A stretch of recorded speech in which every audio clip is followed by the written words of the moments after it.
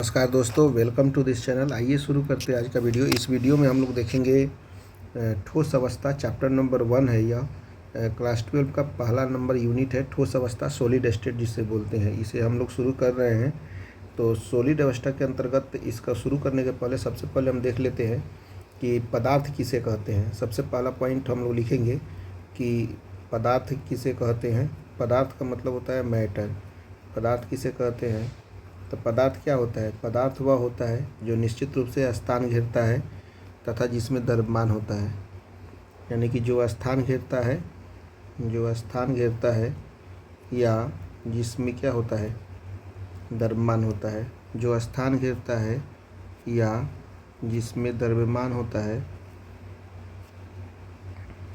या जिसमें द्रव्यमान होता है, जिसमें द्रव्यमान होता है उसे पदार्थ कहते हैं। उसे पदार्थ कहते हैं। पदार्थ की अवस्थाएं होती है पदार्थ, या इसे ही हम लोग द्रव्य भी बोलते हैं। इसकी मतलब कि ऐसे तो अवस्था, मुख्य अवस्था 3 होती है, लेकिन अभी पूरे रूप से देखा जाए तो 5 अवस्थाएं होती है। तो अगला पॉइंट हम लोग लिखेंगे कि पदार्थ की अवस्थाएं, यानी कि पदार्थ जिसे हम लोग बोलते हैं द्रव्य, इसकी अवस्थाएं जो होती है पदार्थ या द्रव की अवस्थाएं, पदार्थ या द्रव की अवस्थाएं मुख्य रूप से होती है 3 होती है। पदार्थ या द्रव की अवस्थाएं मुख्य रूप से 3 होती है। कौन कौन सी? सबसे पहला जो है वह होगा आपका ठोस, जिसे हम लोग यही हम लोग को पढ़ना भी है। और ठोस को ही हम लोग क्या बोलते हैं? सॉलिड। दूसरा नंबर में जो होता है वह होता है हमारा द्रव। द्रव भी माने होता है पदार्थ, द्रव माने होता है लिक्विड। इसे भी हम लोग को पढ़ना है चैप्टर नंबर 2 में। और तीसरा नंबर में होता है आपका गैस, जिसे हम लोग 11th क्लास में पढ़ चुके हैं, गैसियस स्टेट में, यानी कि गैस। यानी कि पदार्थ की 3 अवस्थाएं हुई, एक ठोस, सॉलिड स्टेट, लिक्विड स्टेट और गैसियस स्टेट। यानी कि पदार्थ की 3 अवस्थाएं होती है, ठोस अवस्था, द्रव अवस्था और गैस अवस्था। और ठोस अवस्था के बारे में हम लोग पढ़ लेते हैं। तो ठोस अवस्था में मुख्य रूप से क्या होता है? सबसे पहला पॉइंट अगर हम लिखना चाहें तो इसका आयतन जो होता है वह निश्चित होता है। इसका आयतन कैसा होता है? निश्चित होता है। आयतन निश्चित होता है।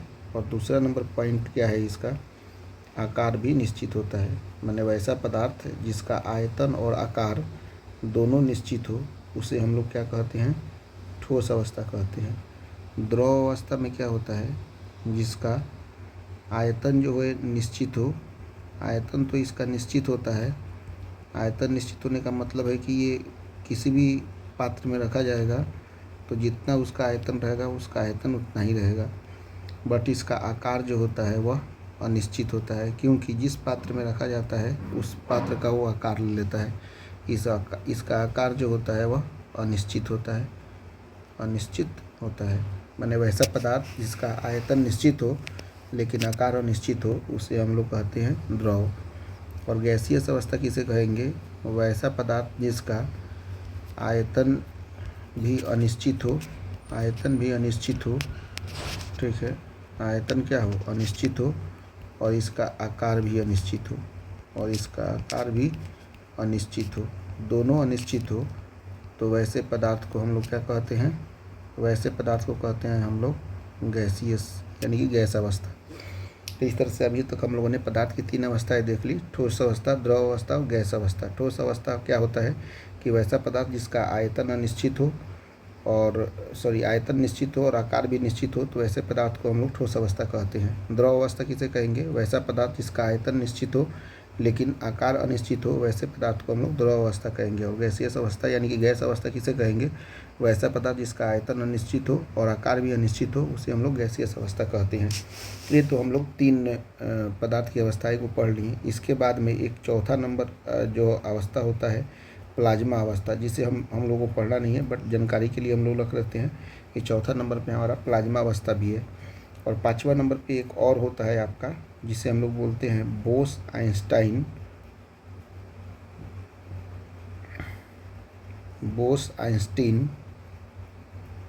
बोस-आइंस्टीन कंडेंसेट, कंडेंसेट ये भी एक पदार्थ का अवस्था है। इस तरह से पदार्थ की 5 अवस्थाएं हम लोगों ने देख लिया। एक ठोस अवस्था, द्रव अवस्था, गैस अवस्था, चौथा नंबर पे है प्लाज्मा स्टेट यानी कि प्लाज्मा अवस्था, और 5वां नंबर पे है बोस आइंस्टीन कंडेंसेट स्टेट यानी कि बोस आइंस्टीन कंडेंसेट अवस्था। अब उसके बाद में हम लोग नेक्स्ट देखते हैं,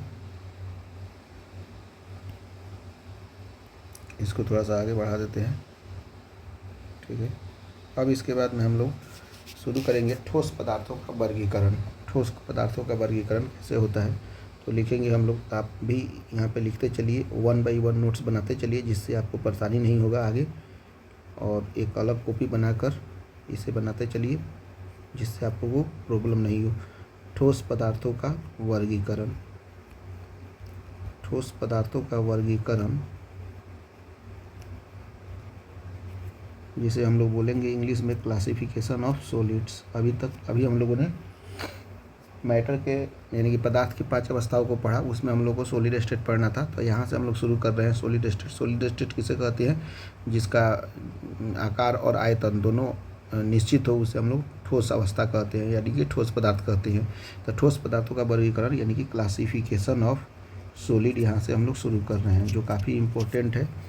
हरदम एग्जाम में निश्चित रूप से 1 नंबर का ऑब्जेक्टिव तो निश्चित पूछेगा, लेकिन कभी कभी 2 नंबर का क्वेश्चन भी पूछ देते हैं, दोनों में डिफरेंस, या कभी कभी इसका डिफिनीशंस भी पूछ देगा। ठोस पदार्थों का वर्गीकरण, इसके 2 वर्गीकरण होता है। देखिए, एक होता है आपका क्रिस्टलीय ठोस, दूसरा होता है अक्रिस्टलीय ठोस। तो लिखेंगे अवयवी कणों के आधार पर, अवयवी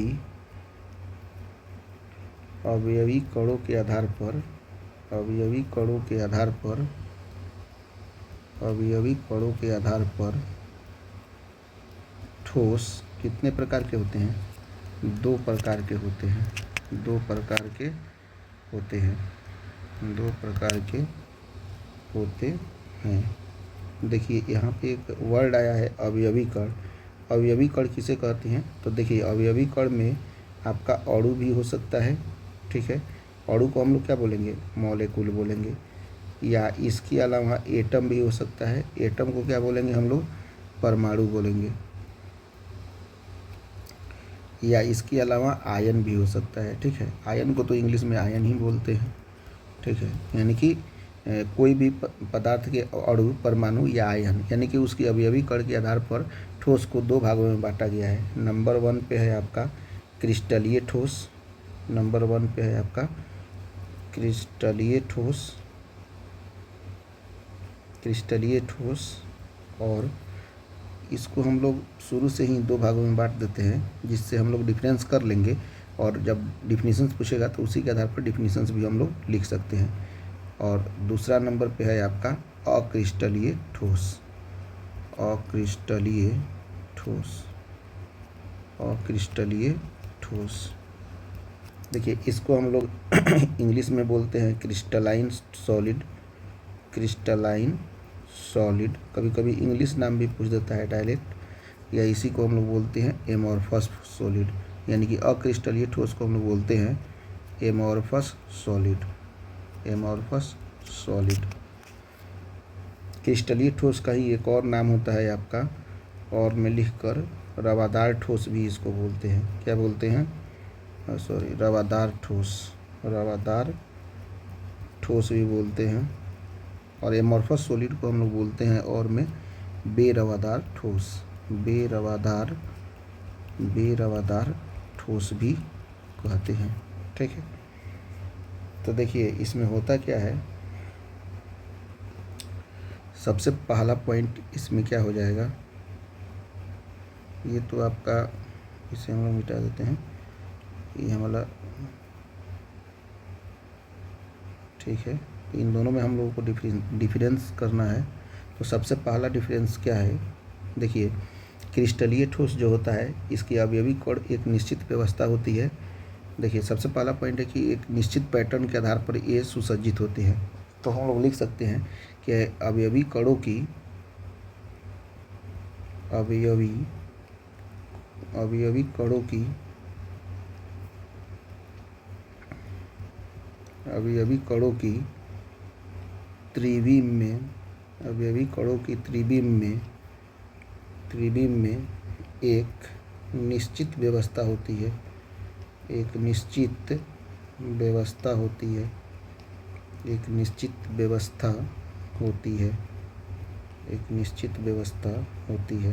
ठीक है, और यहाँ पे हम लोग लिख सकते हैं कि इसमें कोई भी निश्चित व्यवस्था नहीं होती है, ये एक निश्चित फिक्स पैटर्न के अंतर्गत नहीं होते हैं।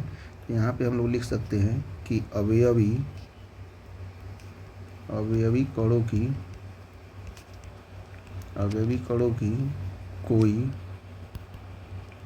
कणों की कोई निश्चित व्यवस्था नहीं होती है, कोई निश्चित व्यवस्था नहीं होती है, कोई निश्चित व्यवस्था नहीं होती है। ये हमारा पहला पॉइंट हुआ। दूसरा पॉइंट हम लोग लिख सकते हैं, इसको थोड़ा ऊपर ले लेते हैं, एक मिनट। दूसरा पॉइंट हम लोग ले लेते हैं, ठीक है। दूसरा पॉइंट क्या हो जाएगा हमारा, देखिए अवयवी कणों की त्रिविम में एक निश्चित व्यवस्था कहने का मतलब ये है कि ये दीर्घ परासी व्यवस्था होगी, यानी कि क्रिस्टलीय ठोस जो होता है यह दीर्घ परासी व्यवस्था होता है, दीर्घ परासी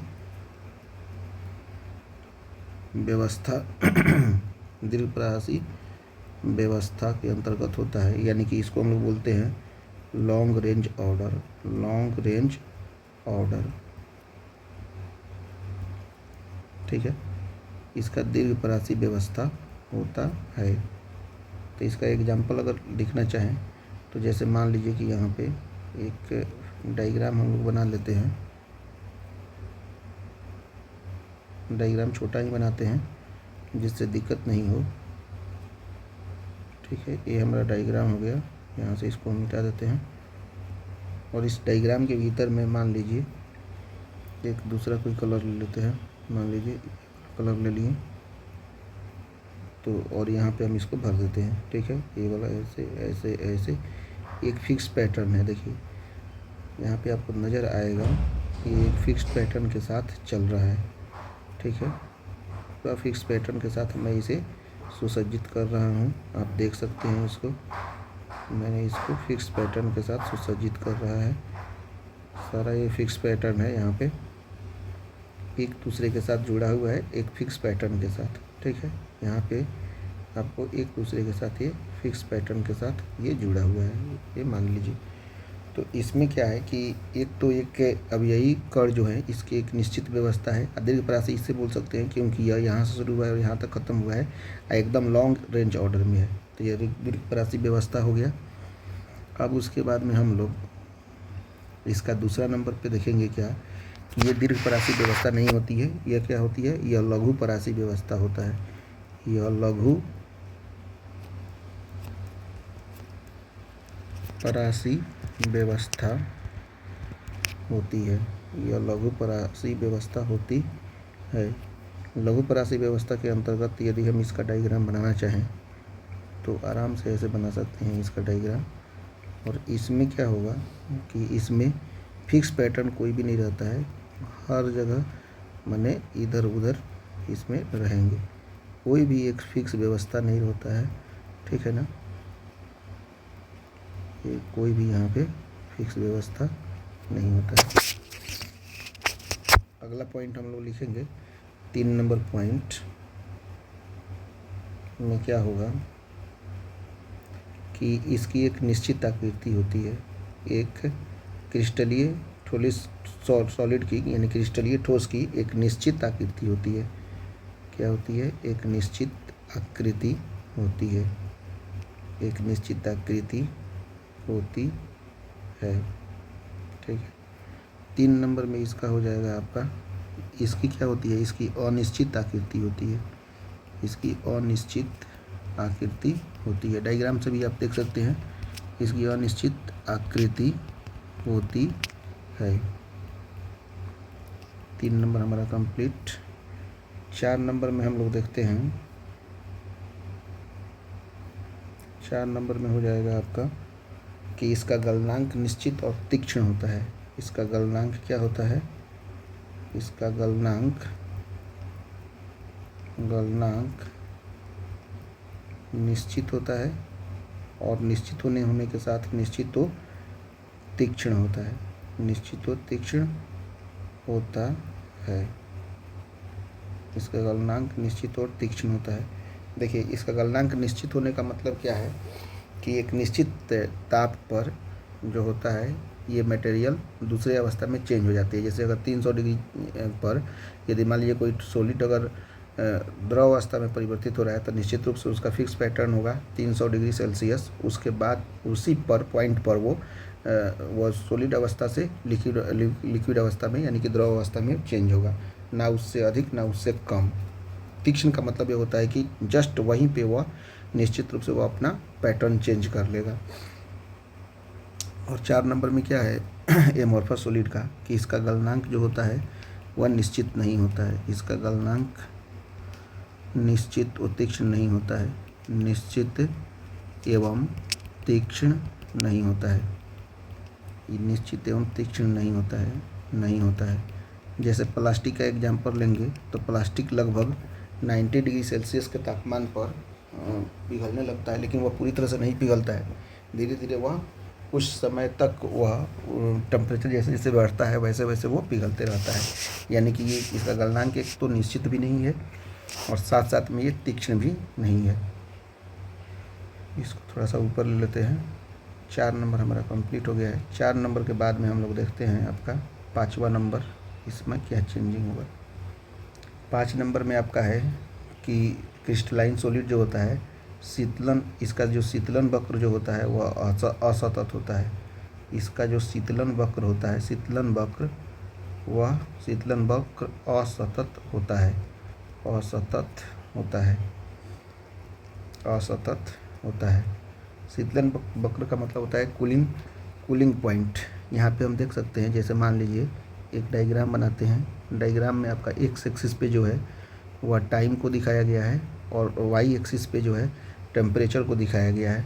तो यहाँ पे आप देख सकते हैं ए से बी, बी से सी, और ये आपका हो जाएगा सी से डी। इस पॉइंट को हम मान ले रहे हैं ए, इस पॉइंट को बी, इस पॉइंट को सी और इस पॉइंट को डी।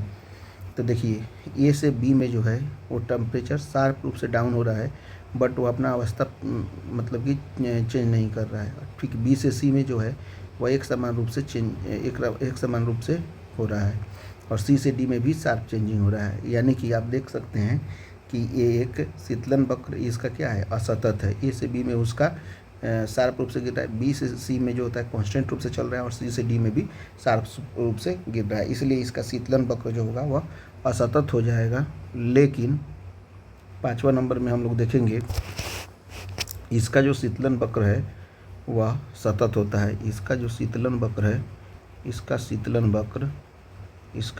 वक्र जो है वह क्या है, सतत होता है। इसका शीतलन वक्र सतत होता है। शीतलन वक्र सतत होने का मतलब क्या है कि यदि एक्स एक्सिस पे हम टेम्परेचर टी को लेते हैं, वाई एक्सिस पे हम लोग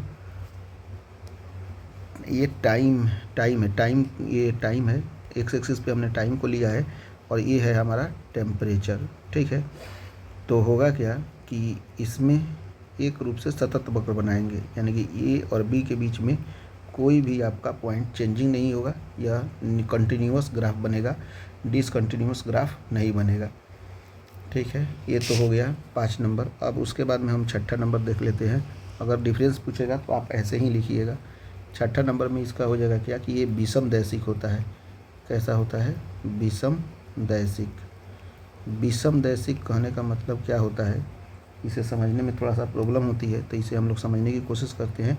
यह माने क्रिस्टलाइन सॉलिड जो होता है वह विषम दैशिक होता है, और एमोर्फस सॉलिड जो होता है वह निश्चित रूप से कैसा होगा, एमोर्फस सॉलिड यह जो होगा वह समदैशिक होगा। और इसे समझ लेते हैं हम लोग ग्राफ के माध्यम से। जो ग्राफ यहाँ पे दिया हुआ है उसके माध्यम से हम लोग पहले यूज किए थे। हाँ, इसी को समझना है।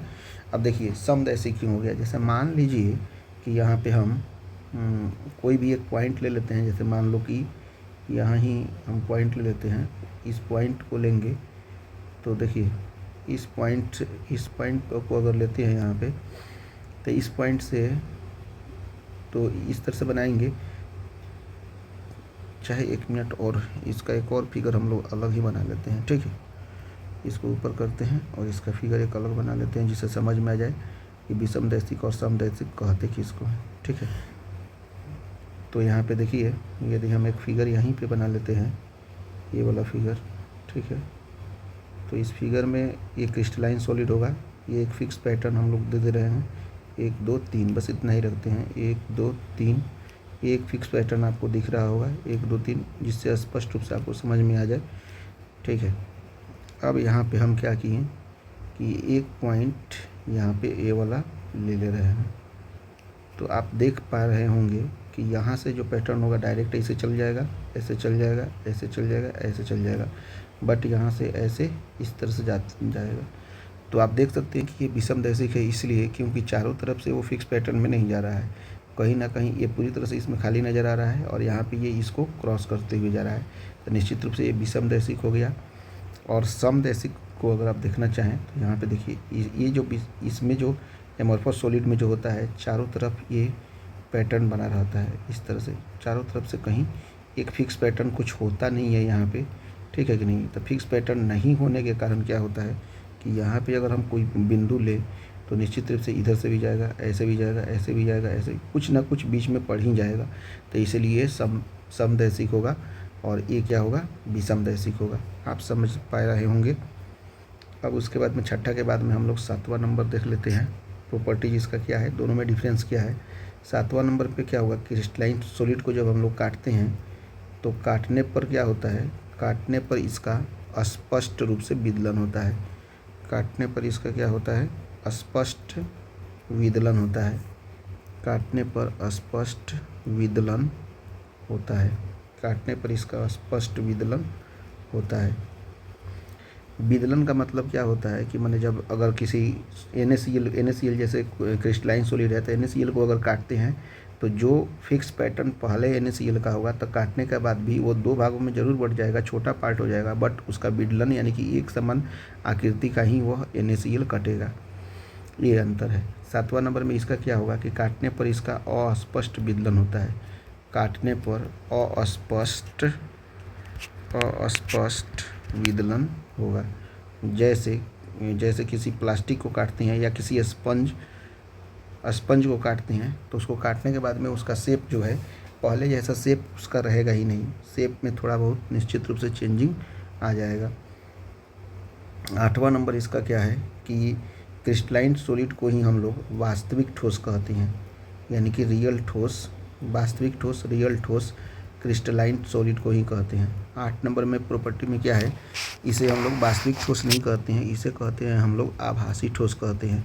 यानी कि एमोर्फस सॉलिड को हम लोग क्या कहते हैं, आभासी ठोस, या इसी को हम लोग कहते हैं अतिशीतित द्रव। अब हम लोग समझेंगे कि अतिशीतित द्रव किसे कहते हैं। देखिए, अतिशीतित द्रव का मतलब क्या होता है, जो प्लास्टिक होती हैं या जो कांच होते हैं उसमें एक तरह से लिक्विड का भी गुण पाया जाता है। लिक्विड का गुण कैसे पाया जाता है, आप देखे होंगे कोई भी जो विंडो होता है जो कांच का होता है, या मान लीजिए कि ग्लास का होता है, ग्लास मतलब कांच ही होता है, कांच का होता है, तो उसमें बहुत दिन का जब वो कांच हो जाता है तो ऊपर की तरफ से नीचे की तरफ ऊपर का जो पोर्शन होता है वो पतला हो जाता है और नीचे का पोर्शन जो होता है मोटा हो जाता है। बहुत दिनों के बाद एकाएक देखने को नहीं मिलेगा, बट अगर 25 साल 30 साल का अगर कोई कांच है तो निश्चित रूप से ऊपर का पोर्शन पतला हो जाएगा और नीचे का पोर्शन जो होगा दोनों साइड का वो मोटा हो जाएगा। तो इससे हम कह सकते हैं कि कांच का जो उसकी जो संरचना है वह ऊपर से नीचे की तरफ आपको द्रव के रूप में संचारित होने लगी, जिसके कारण नीचे का पोर्शन धीरे धीरे मोटा होने लगा और ऊपर का पोर्शन क्या है, पतला हो गया। इसीलिए इसमें लिक्विड का गुण पाया गया। इसीलिए हम लोग बोल सकते हैं अतिशीतित द्रव तो होता है, लेकिन अतिशीतित द्रव का मतलब होता है सुपर कूल्ड लिक्विड, यानी कि लिक्विड का गुण पाया जाता है लेकिन बहुत ही कम, जो जिसे हम लोग स्पष्ट रूप से एकाएक तुरंत नहीं देख सकते हैं, लेकिन कुछ समय के बाद में वो पता चलता है कि हाँ ये इसमें द्रव का भी गुण पाया जाता है। उसके बाद में 9वां नंबर प्रॉपर्टी हम लोग देखते हैं कि इसकी गलन ऊष्मा निश्चित होती है। गलन ऊष्मा, क्रिस्टलाइन सॉलिड का गलन ऊष्मा क्या होता है, निश्चित होता है, यानी कि एक निश्चित टेम्परेचर पर यह पूरी तरह से तुरंत चेंज हो जाएगा। जैसे मान लीजिए कि अगर 1300 डिग्री सेल्सियस है NaCl को चेंज करने का, भाप बनने का, तो 1300 डिग्री सेल्सियस पे वो NaCl निश्चित रूप से भाप बन जाएगा। 1259 डिग्री पे भी नहीं बनेगा, और 1300 जैसे ही आएगा तुरंत वो भाप में बदल जाएगा। ही नहीं कि फिर उसके बाद में बदलते रहेगा, ऐसा कुछ नहीं होगा। लेकिन जो एमॉर्फस सॉलिड होता है उसका जो गलन ऊष्मा होता है वह अनिश्चित होता है। उसका गलन ऊष्मा क्या होता है? गलन ऊष्मा अनिश्चित होता है। अनिश्चित का मतलब ये है कि जैसे मान लीजिए कि प्लास्टिक में भी अनेक प्रकार के मटेरियल हैं, तो उसमें जैसे 90 डिग्री सेल्सियस से वो चेंज होना शुरू होगा, 90 डिग्री के बाद में 150, 200, 300 तक वो चेंज होते ही रहेगा। तो उसका गलन ऊष्मा कोई भी फिक्स नहीं है, निश्चित नहीं है, दोनों में अंतर है।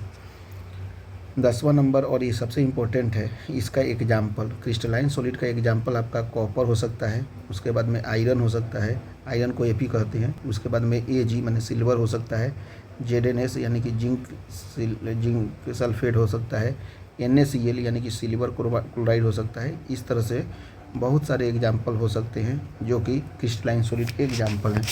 और भी जब हम लोग क्वेश्चन करेंगे तो देखेंगे कि कौन कौन से एग्जाम्पल है। 10 नंबर में इसका एग्जाम्पल हो जाएगा, यानी कि एमॉर्फस सॉलिड का, बेरावदार ठोस का, या इसी को हम लोग बोलते हैं एमॉर्फस सॉलिड या बेरावदार ठोस बोलते हैं, या इसी को हम लोग बोलते हैं अक्रिस्टलीय ठोस। इसके एग्जाम्पल हो जाएंगे कांच, बहुत ही इंपॉर्टेंट एग्जाम्पल है जो कि हर बार एग्जाम में पूछता है, या रबड़ हमारा अक्रिस्टलीय ठोस है, या इसी को हम लोग, या प्लास्टिक हो सकता है, प्लास्टिक ETC, यानी कि आपके पास में कांच, रबड़, प्लास्टिक, ये सभी अक्रिस्टलीय ठोस के उदाहरण हैं। तो इस तरह से हमने ये पूरा कंप्लीट कर लिया। अब हम लोग कुछ क्वेश्चंस देख लेते हैं जो कि आपके एग्ज़ाम में पूछे गए हैं। 1 बाई 1 क्वेश्चन देखते हैं, ठीक है। मैंने क्रिस्टलाइन सॉलिड और अक्रिस्टलीय ठोस के आधार पर अब हम लोग प्रीवियस ईयर के क्वेश्चंस को देख लेते हैं जो कि पूछा हुआ है। ये पहला क्वेश्चन से पूछा हुआ है आपका 2 साल में, ये पूछा हुआ है क्वेश्चन। एक 2013 में पूछा हुआ है और एक बार पूछा हुआ है, यही क्वेश्चन 2024 में ही पूछा हुआ है। सेम टू सेम क्वेश्चंस 2 बार पूछा हुआ है। क्वेश्चन है, निम्नलिखित में से कौन अक्रिस्टलीय ठोस, यानी कि अक्रिस्टलीय ठोस को ही रवानहीन ठोस भी बोलते हैं, या इसी को हम लोग बोलते हैं एमॉर्फस सॉलिड भी, के उदाहरण है। तो देखिए, हीरा जो है निश्चित रूप से क्रिस्टलीय ठोस का उदाहरण है। ग्रेफाइट जो होता है, ग्रेफाइट भी क्रिस्टलीय ठोस का उदाहरण है। साधारण नमक यानी कि NaCl भी क्रिस्टलीय ठोस का उदाहरण है। तो निश्चित रूप से कांच ही जो होगा वह अक्रिस्टलीय ठोस का उदाहरण होगा। तो हमने सबका एक्सप्लेन भी कर दिया, साथ साथ में क्वेश्चंस टॉपिक पढ़ाया, उसके बाद में क्वेश्चन मैं करा रहा हूँ।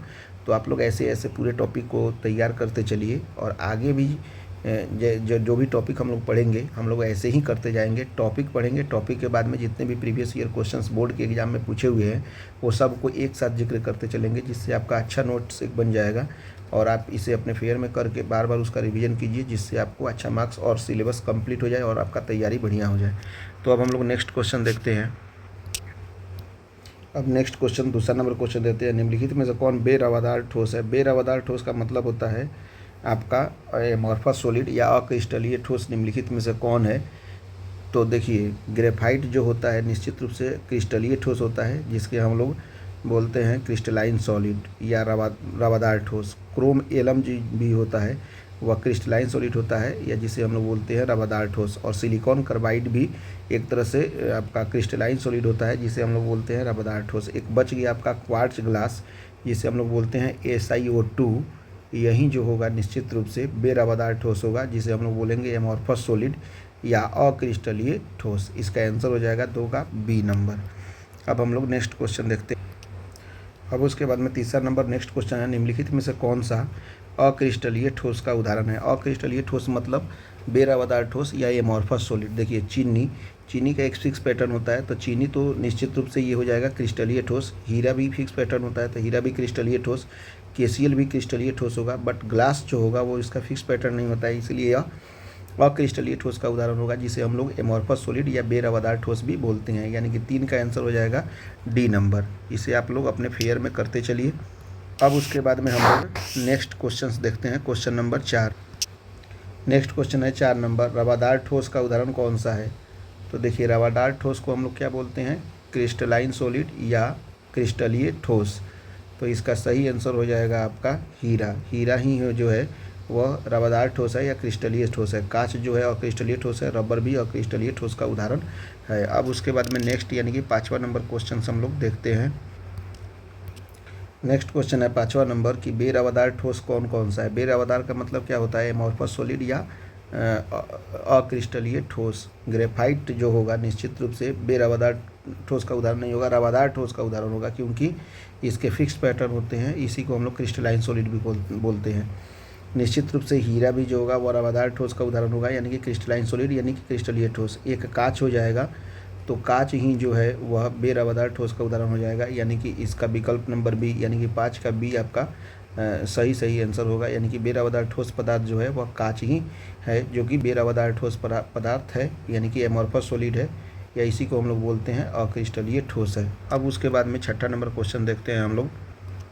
उसके बाद में अब हम लोग 6ठा नंबर क्वेश्चन देखते हैं, बेरवादार ठोस का उदाहरण कौन सा है। बेरवादार का मतलब क्या होता है, एमोर्फस सॉलिड, या इसी को हम लोग बोलते हैं अक्रिस्टलीय ठोस। तो देखिए हीरा तो क्रिस्टलीय ठोस है यानी कि रवादार ठोस है, ग्रेफाइट भी रवादार ठोस है यानी कि आपका क्रिस्टलीय ठोस है। नमक भी क्रिस्टलीय ठोस या रवादार ठोस है। एक रबड़ ही है जो कि बेरवादार ठोस है या एमोर्फस सॉलिड है या क्रिस्टलीय ठोस है, यानी कि 6 का हो जाएगा आपका डी नंबर आंसर, इसका हो जाएगा 6 का डी। अब हम लोग नेक्स्ट क्वेश्चन देखते हैं, यानी कि 7वां नंबर। नेक्स्ट क्वेश्चन है 7वां नंबर, निम्नलिखित में से कौन अक्रिस्टलीय ठोस के उदाहरण है। तो इसका सही आंसर हो जाएगा आपका, देखो NaCl जो है क्रिस्टलीय ठोस का उदाहरण है। ZnS भी जो है वह क्रिस्टलीय ठोस का उदाहरण है। सिलिकॉन कार्बाइड भी क्रिस्टलीय ठोस का उदाहरण है, लेकिन कांच जो है वह अक्रिस्टलीय ठोस का उदाहरण है, यानी कि विकल्प नंबर सी हो जाएगा। 7 का सी आंसर हो जाएगा, विकल्प number C is the right answer. अब उसके बाद में 8वां नंबर क्वेश्चन हम लोग देखते हैं। देखिए नेक्स्ट क्वेश्चन है 8वां नंबर, निम्नलिखित में से कौन रवादार ठोस नहीं है। तो यानी कि बेरवादार ठोस पूछ रहा है, यानी कि अक्रिस्टलीय ठोस या एमोर्फस सॉलिड पूछ रहा है। देखिए KCl जो है वह निश्चित रूप से ये रवादार ठोस है। CaCl भी रवादार ठोस है, रोम्बिक सल्फर भी रवादार ठोस है, लेकिन ग्लास ही एक है जो कि रवादार ठोस नहीं है, इसलिए विकल्प number C is the right answer. 8 का सी आंसर हो जाएगा। इस तरह से हमने टोटल अभी तक 8 क्वेश्चंस एग्जाम में पूछा हुआ है। आपके प्रीवियस ईयर क्वेश्चंस में सभी क्वेश्चंस को हमने कर लिया, और ये सब 1 नंबर के क्वेश्चन में पूछे हुए हैं। अब एक क्वेश्चन और पूछा हुआ है, शॉर्ट क्वेश्चन में पूछा हुआ था। 9 नंबर क्वेश्चन हम देख लेते हैं। क्वेश्चन क्या था, क्वेश्चन था आपका कि रवादार ठोस क्या है। देखिए कितना आसान क्वेश्चन है, जो कि हम लोग ऑलरेडी थ्योरी में पढ़े हुए हैं। क्वेश्चन क्या था, रवादार, एक मिनट गलती, अब लिखा ठीक है, रवादार ठोस क्या है, रवादार ठोस क्या है, क्या है, और पूछा है, लिखा है कि इसका एक उदाहरण दे। एक या मैंने आप ज़्यादा भी दे सकते हैं, उसमें कोई दिक्कत नहीं है, उदाहरण दे, ठीक है। ऑलरेडी इसे पढ़े हैं लोग। रवादार ठोस को ही हम लोग क्या बोलते हैं, क्रिस्टलाइन सॉलिड बोलते हैं, या इसी को बोलते हैं क्रिस्टलीय ठोस। तो क्या किसे कहते हैं, ऑलरेडी आप सब पढ़े हैं, ऊपर में आप देख सकते हैं।